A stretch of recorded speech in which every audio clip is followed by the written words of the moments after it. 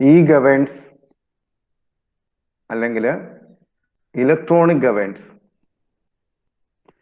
എന്നൊരു ടോപ്പിക്കാണ് നമ്മൾ പഠിക്കുക.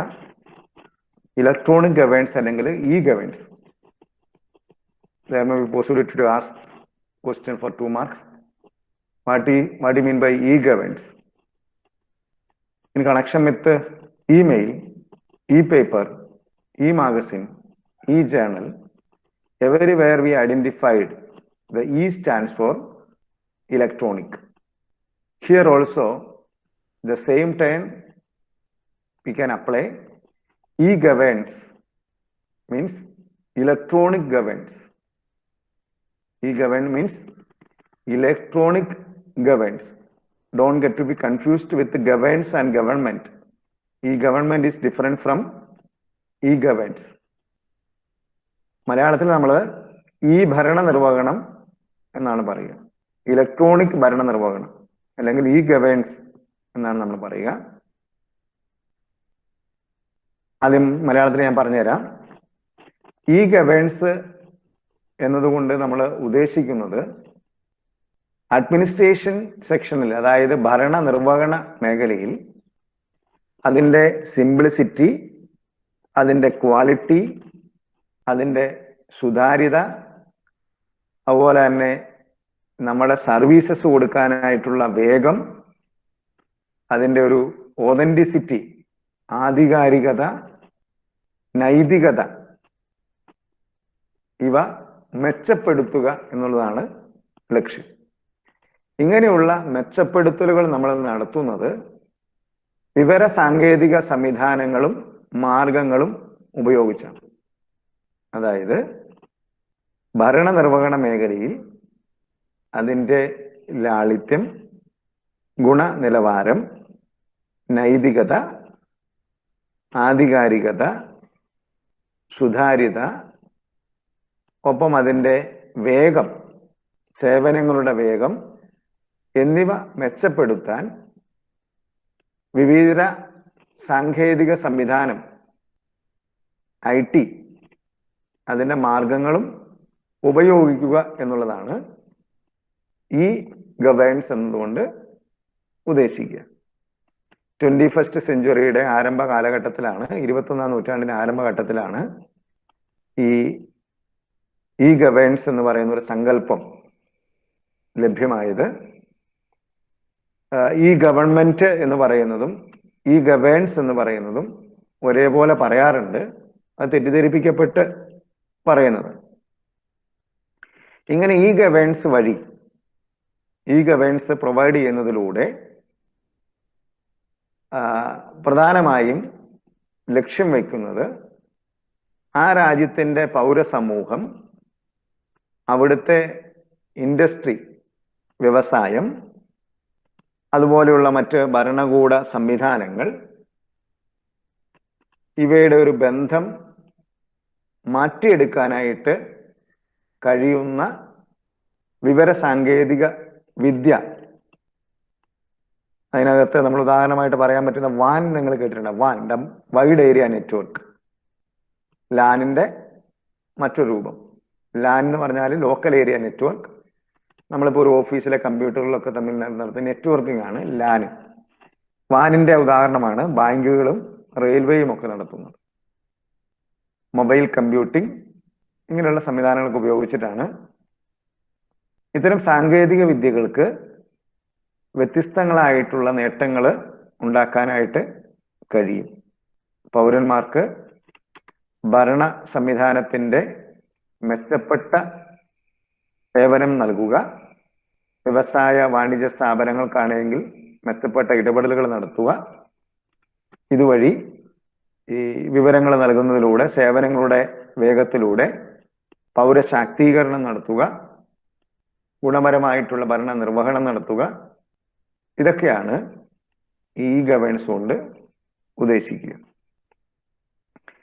ഇത് ഉണ്ടാക്കിയെടുക്കുന്ന നേട്ടം എന്ന് പറയുന്നത് അഴിമതി കുറയ്ക്കാനായിട്ട് കാരണമാകും, ഭരണനിർവഹണം കൂടുതൽ സുതാര്യമാക്കിയെടുക്കാൻ കഴിയും, കൂടുതൽ സൗകര്യങ്ങൾ കൊടുക്കാനായിട്ട് കഴിയും, വരുമാന വളർച്ച അല്ലെങ്കിൽ ചെലവുകൾ കുറയ്ക്കാനായിട്ട് ഒക്കെ കഴിയും എന്നുള്ളതാണ് ഇതുമായി ബന്ധപ്പെടുത്തിയ പ്രധാന നേട്ടം. അപ്പം ഈ ഗവേൺസ് എന്ന് പറയുന്നത് മലയാളത്തിൽ ഞാൻ പറഞ്ഞു, മലയാളത്തിൽ പറഞ്ഞപ്പോൾ ഒരുപക്ഷെ ഇത്തിരി കൂടി ഈ ഗവേൺസ് എന്ന് പറയുന്ന ഒരു വാക്കിന്റെ ഒരു എളുപ്പം കുറച്ച് കൺഫ്യൂസ്ഡ് ആയിട്ടുള്ള സാധ്യതയുണ്ട്. അതുകൊണ്ട് ഇംഗ്ലീഷിലേക്ക് വരാം. പുതിയൊരു ടേമാണ്, പക്ഷെ വളരെ സാധാരണമായി ഉപയോഗിക്കുന്ന ഒരു വാക്കാണ് e governance. E governance means, at least you should know, e governance means electronic governance. Electronic governance എല്ലാവരും മനസ്സിൽ പറയണം. E governance means electronic governance. Electronic governance ആണ് ഈ ഗവേൺസ് എന്നുള്ളതുകൊണ്ട് ഉദ്ദേശിക്കുന്നത്. ഇത് e governance is the application of information technology. E governance is the application of information technology for delivering government services, exchange of information, communication transactions,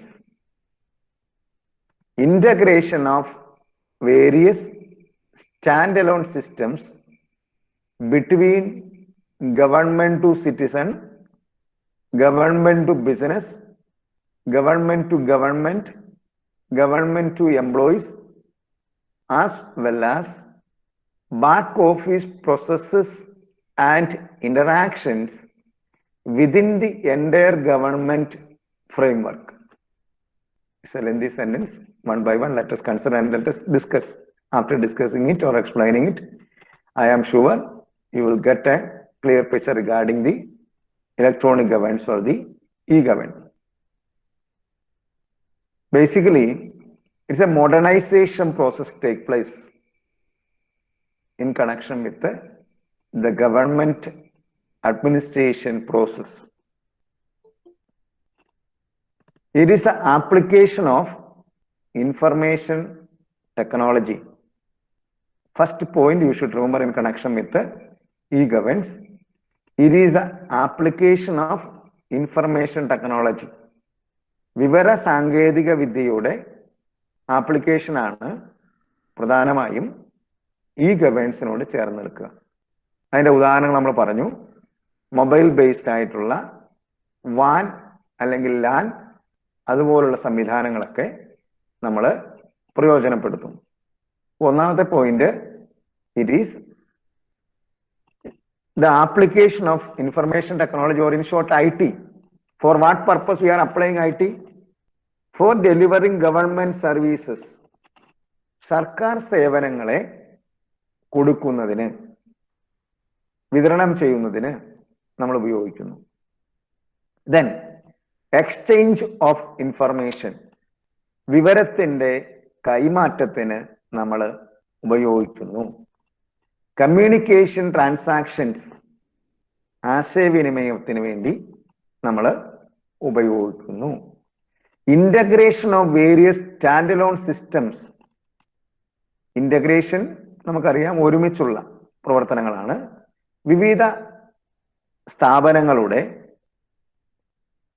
പ്രവർത്തനങ്ങളെ ക്രോഡീകരിക്കാൻ, ഉദാഹരണമായിട്ട് ജനങ്ങളും ഗവൺമെന്റുമായുള്ള അല്ലെ ഗവൺമെന്റും ജനങ്ങളുമായിട്ടുള്ള ബന്ധം, ഇന്റഗ്രേഷൻ കൊണ്ടുവരാൻ, ഗവൺമെന്റും ബിസിനസ്സുമായിട്ടുള്ള ബന്ധങ്ങൾ കൊണ്ടുവരാൻ, ഗവൺമെന്റും ഗവൺമെന്റുമായുള്ള ബന്ധങ്ങൾ കൊണ്ടുവരാൻ, ഗവൺമെന്റും എംപ്ലോയീസുമായുള്ള ബന്ധങ്ങൾ കൊണ്ടുവരാൻ വേണ്ടിയാണ് നമ്മളിത് ഉപയോഗിക്കുക. Then let me summarize it. Electronic governance is the application of IT for delivering government services. സർക്കാർ സേവനങ്ങള് വിവരസാങ്കേതിക വിദ്യയുടെ അടിസ്ഥാനത്തിൽ ആളുകൾക്ക് കൊടുക്കാൻ വേണ്ടി ഉപയോഗിക്കുന്ന ഒരു പ്രക്രിയ. കൂടുതൽ വേഗത്തിൽ കൊടുക്കാൻ കഴിയും, കൂടുതൽ സുതാര്യമായി കൊടുക്കാൻ കഴിയും, കൂടുതൽ നൈതികതയോടെ കൊടുക്കാനായിട്ട് കഴിയും, അഴിമതി കുറയ്ക്കാൻ കഴിയും, വരുമാനം കൂട്ടാനോ അല്ലെങ്കിൽ ചെലവ് കുറയ്ക്കാനോ കഴിയും, ഇല്ലെങ്കിൽ വരുമാനം കൂട്ടാനും ചെലവ് കുറയ്ക്കാനും ഒരുമിച്ച് കഴിയും. നമുക്കറിയാം ഈ ഗവേണൻസിന്റെ ഭാഗമാണ് ഈ സർട്ടിഫിക്കറ്റുകൾ. നമുക്ക് ഇപ്പം യൂണിവേഴ്സിറ്റി സ്റ്റുഡൻസിനെ സംബന്ധിച്ചിടത്തോളം ഒരു വളരെ ദൂരെയുള്ള ഒരു വിദ്യാർത്ഥിക്ക് അവരുടെ യൂണിവേഴ്സിറ്റിയിൽ ഒരു സർട്ടിഫിക്കറ്റിന് ആപ്ലിക്കേഷൻ കൊടുക്കാൻ നേരിട്ട് പോയി അപ്ലൈ ചെയ്ത് ഫീസ് അടച്ച് കൊടുക്കുന്നതിന് പകരം ഈ ട്രാൻസാക്ഷൻസ് അവിടെ നടക്കുന്നുണ്ട്. Electronic transactions, even the payment itself also they can conduct through the electronic format. Using the credit card or the debit card, they can transfer the money for the expense to meet, to receive or get or approve the certificates. ഈ ഗവേൺസ് നമുക്ക് വീട്ടിലിരുന്നു കൊണ്ട് വീടിന്റെ കരമടയ്ക്കാം, വീട്ടിലിരുന്നു കൊണ്ട് സ്ഥലത്തിന്റെ കരമടയ്ക്കാം. Using the IT application of IT, there will conduct. ഇൻഫർമേഷൻ ടെക്നോളജി ഉപയോഗിച്ചിട്ടാണ് നമ്മൾ ചെയ്യുക. നമുക്ക് we can transfer the fund or financial transactions there we can conduct. ഇല്ലേ, ഒരു മൊബൈൽ ഫോൺ ഉപയോഗിച്ച് നമ്മുടെ അക്കൗണ്ടിലുള്ള പണം വേറൊരു അക്കൗണ്ടിലേക്ക് നമുക്ക് ട്രാൻസ്ഫർ ചെയ്യാം. വളരെ എളുപ്പമായി. എക്സ്പെൻസ് നമ്മൾ കുറയ്ക്കുന്നു, സർവീസ് നമ്മൾ വളരെ വേഗത്തിൽ സുതാര്യമായി കൊടുക്കുന്നു. With proper evidence the conduct the transactions. Communication transaction നമുക്ക് നടത്താൻ കഴിയും. ഇല്ലേ, ഒരു information, the spreading of information, dissemination information can be conducted very easily with short period of time. കുഞ്ഞു സമയം കൊണ്ട് നമുക്ക് നടത്താനായിട്ട് കഴിയും. ഗവൺമെന്റിന്റെ ഒരു നിർദ്ദേശം, ഇപ്പം കോവിഡ് പശ്ചാത്തലത്തിൽ മുഴുവൻ ആളുകൾക്കും ഓണക്കിറ്റ് കൊടുക്കുന്നു എന്ന് ഗവൺമെന്റ് പ്രഖ്യാപിച്ചു. മുഖ്യമന്ത്രിയുടെ പ്രഖ്യാപനം വന്ന നിമിഷങ്ങൾക്കുള്ളിൽ തന്നെ നമ്മുടെ ആളുകളിലെല്ലാം മൊബൈൽ ഫോണിലേക്ക് വാട്സപ്പോ ട്വിറ്ററോ പോലുള്ള ഫേസ്ബുക്കോ പോലുള്ള സോഷ്യൽ കമ്മ്യൂണിറ്റി ഈ കറസ്പോണ്ടൻസ് സംവിധാനങ്ങളിലൂടെ വളരെ എളുപ്പത്തിൽ ആ ഇൻഫർമേഷൻ ഓരോ ആളുകളിലേക്കും എത്തിച്ചേർന്നു. എത്ര എളുപ്പത്തിലാണ് എത്തിച്ചേർന്നത്? That is a part of the e governance. നമ്മുടെ transactions, communication transactions, information exchange, അപ്പം ഗവൺമെന്റുമായി ബന്ധപ്പെട്ട് നിൽക്കുന്ന വിവിധ ബോഡികളുടെ, സർക്കാരും പൗരന്മാരും തമ്മിലുള്ള ബന്ധങ്ങളുടെ ഒക്കെ ഇടയെടുപ്പം വർദ്ധിപ്പിക്കാൻ, കൂടുതൽ സുതാര്യമായി നടത്താൻ, കൂടുതൽ നൈതികതയോടെ നടത്താൻ, കൂടുതൽ അഴിമതി രഹിതമായി നടത്താൻ, കൂടുതൽ വേഗത്തിൽ നടത്താൻ ഈ ഗവേണൻസ് നമുക്ക് നേട്ടം തരുന്നു എന്നുള്ളതാണ് പ്രത്യേകത. അപ്പം ചുരുക്കി ഞാൻ പറയാം, ഈ governance is the application of IT for delivering government services. സർക്കാർ സേവനങ്ങൾ കൊടുക്കാൻ വേണ്ടി ഇൻഫർമേഷൻ ടെക്നോളജി ബേസ്ഡ് ആയിട്ടുള്ള പ്രവർത്തനമാണ് ഈ ഗവേണൻസ്. എക്സ്ചേഞ്ച് ഓഫ് ഇൻഫർമേഷൻ, വിവരങ്ങളുടെ കൈമാറ്റം. കമ്മ്യൂണിക്കേഷൻ ട്രാൻസാക്ഷൻസ്, ആശയവിനിമയത്തിന്റെ പ്രക്രിയ.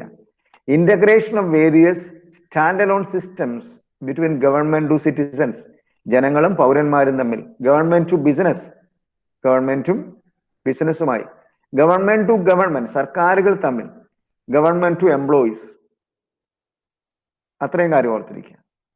It is application of IT for delivering government service, exchange of information, communication transaction, integration of various standalone systems between government to citizen, government to citizen in short that can be taken as G2C, government to business G2B, government to government G2G, government to employees G2E.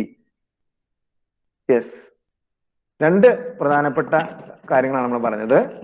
IT application ഉണ്ട്, government service കൊടുക്കാൻ, വിവരങ്ങളുടെ കൈമാറ്റം, communication നടത്താൻ, integration of various bodies, ഗവൺമെന്റും പൗരന്മാരും, ഗവൺമെന്റും ബിസിനസ്സും, ഗവൺമെന്റുകളും തമ്മിൽ, ഗവൺമെന്റും എംപ്ലോയീസും തമ്മിലുള്ള.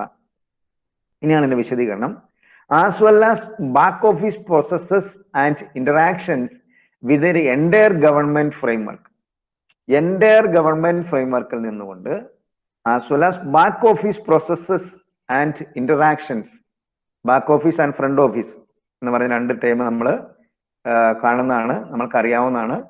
ബാക്ക് ഓഫീസ് എന്ന് പറയുന്നത് നമ്മൾ ഫ്രണ്ട് ഓഫീസിൽ കാണുന്ന സംവിധാനങ്ങൾ മുഴുവൻ ക്രമീകരിക്കാൻ വേണ്ടി ഒരു പിന്നാമ്പുറത്ത് നമ്മൾ നേരിട്ട് കാണാത്ത ഒരു പ്രവർത്തനങ്ങൾ നടക്കുന്നുണ്ട്. ആളുകൾ വലിയ ഭഗീരഥ പ്രയത്നം നടത്തുന്നതിന്റെ പരിണിത ഫലമാണ് നമ്മൾ പുറത്തെ ഫ്രണ്ട് ഓഫീസിലേക്ക് കാണുക. അങ്ങനെ നടക്കുന്ന ആസുല്ലാസ്, അതുപോലെ ബാക്ക് ഓഫീസ് പ്രോസസ്സസ്, ആ ഓഫീസ് പ്രവർത്തനങ്ങൾ നടക്കുന്നത് പോലെ interactions within the entire government framework, ഗവൺമെന്റിന്റെ മുഴുവൻ ചട്ടക്കൂടുകളിലേക്കും ചേർന്ന് നിന്നുകൊണ്ടിട്ടാണ് നമ്മൾ ഇത് നടത്തുക. ഓക്കെ, ഇതാ basic advantage of these e-governance. Government services are made available to citizens in a convenient, efficient and transparent manner. Through the e-governance, government services are made available to citizens in a convenient, efficient and transparent manner. മലയാളത്തിൽ പറയുന്ന സമയത്ത് ഞാൻ പറഞ്ഞിരുന്നു, convenient ആയിട്ട്, efficient ആയിട്ട്, transparent ആയിട്ട് ഈ government services നമുക്ക് തരുന്നു എന്നുള്ളതാണ് പ്രധാനപ്പെട്ട നേട്ടം.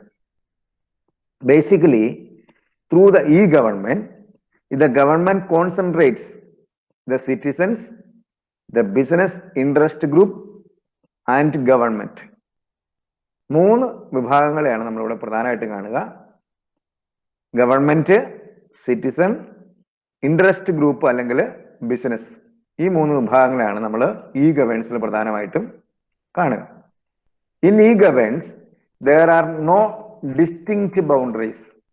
ഒരു നിശ്ചിത ബൗണ്ടറി നമ്മളവിടെ വരച്ചു വെച്ചിട്ടില്ല, ഇല്ലേ? അതാണ് e-governance-മായി ബന്ധപ്പെടുത്തി ഓർക്കാൻ. e-governance means electronic governance, ലക്ഷ്യം by the application of the IT deliver the government service in the efficient manner, convenient manner and transparent manner. അതാണ്.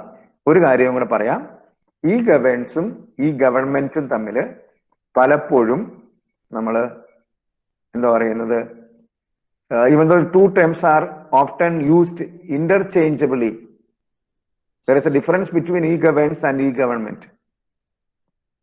e-government എന്ന് പറയുന്നത് e-governance സംവിധാനം ഉപയോഗിക്കുന്ന സർക്കാർ സംവിധാനം. e-government refers to the use of the ICTs. ICT പരീക്ഷയ്ക്ക് ചോദിച്ചേക്കാം, information communication technology. ICT based education ആണ് നമ്മളിപ്പോൾ നടത്തുക. ഇൻഫർമേഷൻ കമ്മ്യൂണിക്കേഷൻ ടെക്നോളജി, വിവര സാങ്കേതിക വിദ്യയുടെ IT ബേസ്ഡ് ആയിട്ടുള്ള communication ICT. ICT is very important term for the communication students. Information communication technology, smart classrooms. E-government refers to the use of the ICTs in public administration. പൊതുഭരണ സംവിധാനത്തിൽ ICT നമ്മൾ ഉപയോഗിക്കുന്നു എവിടാണോ, which when combined with organizational change and new skills. ആ ഒരു ഭരണ സംവിധാനത്തിന്റെ organisational change വരുന്നു, പുതിയ മാറ്റങ്ങൾ വരുന്നു, are intended to improve public service and democratic process and to strengthen support to the public. ഈ ഗവൺമെന്റ് എന്ന് പറയുന്നത് പബ്ലിക് അഡ്മിനിസ്ട്രേഷനിൽ പബ്ലിക് സർവീസ് ഒപ്പം ഡെമോക്രാറ്റിക് പ്രോസസ്സും സ്ട്രെങ്തൻ ചെയ്യാൻ വേണ്ടി നടത്തുന്ന ICT ബേസ്ഡ് ആയിട്ടുള്ള, ICT ഉപയോഗിച്ചിട്ടുള്ള ഭരണ സംവിധാനത്തിനാണ് നമ്മൾ ഈ ഗവൺമെന്റ് എന്ന് പറയുക. ഓക്കെ, ഈ government has no provision for e-governance of ICTs. The governance of ICT typically requires a substantial increase in regulation and policy making capabilities, as well as additional expertise and opinion shaping process among various social stakeholders. The perspective of e-governance is the use of technologies that both help the governed and have to be governed. ഭരിക്കുന്നവരെയും ഭരിക്കപ്പെടുന്നവരെയും കൂടുതൽ നല്ല രീതിയിലേക്ക് കൊണ്ടുപോകാൻ കഴിയുന്ന information ടെക്നോളജിയുടെ ആപ്ലിക്കേഷനാണ് e-governance.